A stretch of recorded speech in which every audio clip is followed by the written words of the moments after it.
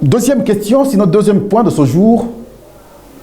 C'est la question qui touche, sinon qui dérange tout Congolais à ce jour. La question de M23.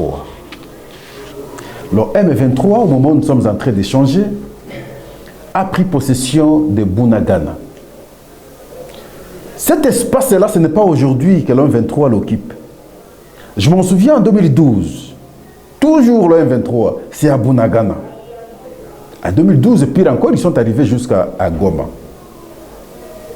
Mais encore aujourd'hui, ils sont à Bunagana. Appuyés visiblement par le Rwanda. Je continue à me poser la question. Quel est l'objectif principal? Quelle est la revendication jusqu'ici principale du M23 dans le contexte actuel?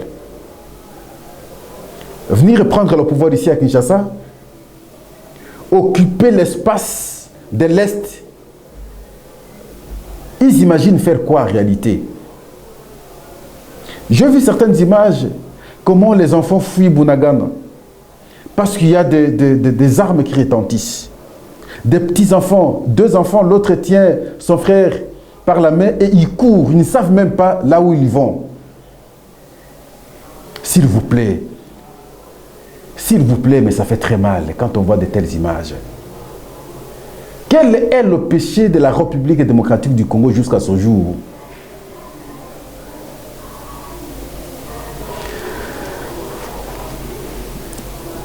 Ils sont à Bunagana, qui ne pensent pas que les FARDC ont croisé les bras.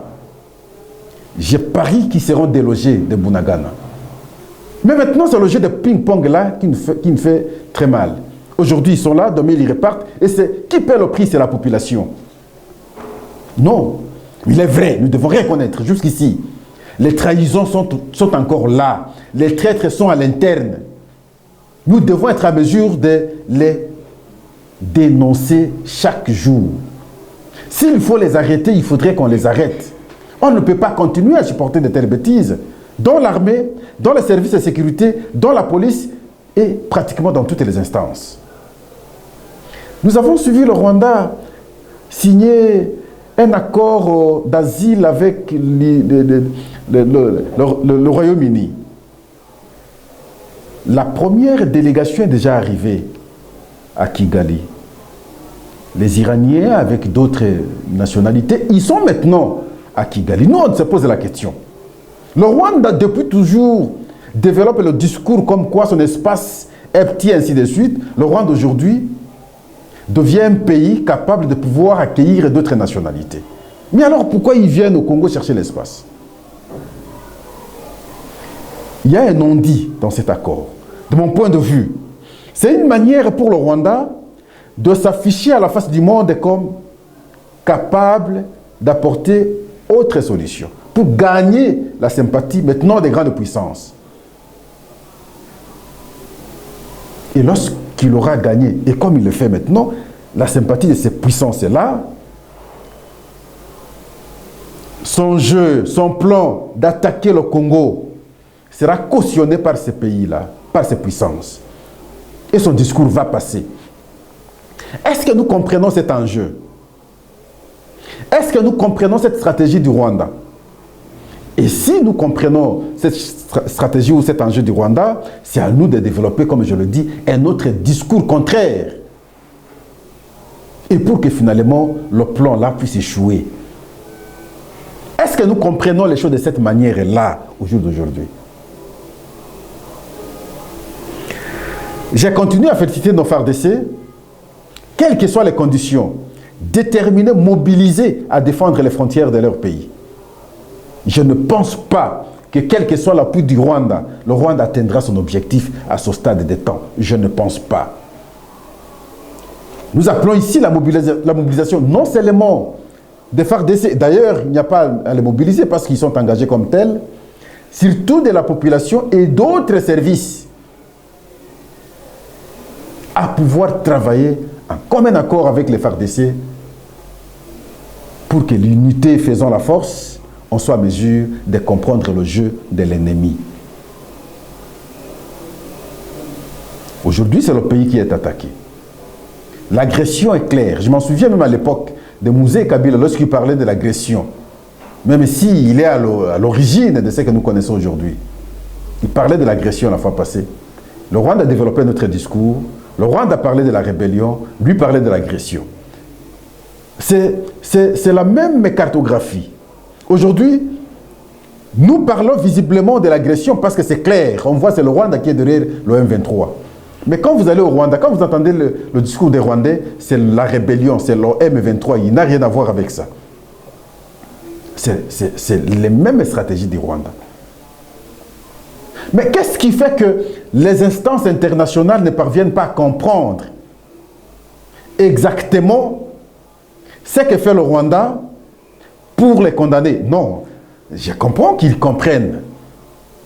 Mais simplement, le Rwanda a su faire son jeu depuis une certaine époque pour atteindre ses objectifs.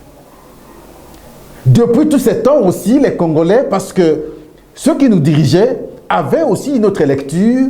Est-ce que c'était une complicité? On ne sait pas le dire, mais visiblement, on peut tirer de telles conclusions. On n'a pas su, en tout cas, faire un jeu clair pour contraindre le Rwanda. Depuis longtemps, nous étions comme des gens qui accompagnaient le Rwanda à atteindre son objectif.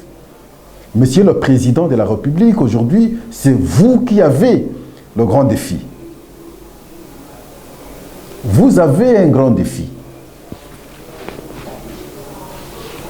Il n'y a pas à démontrer.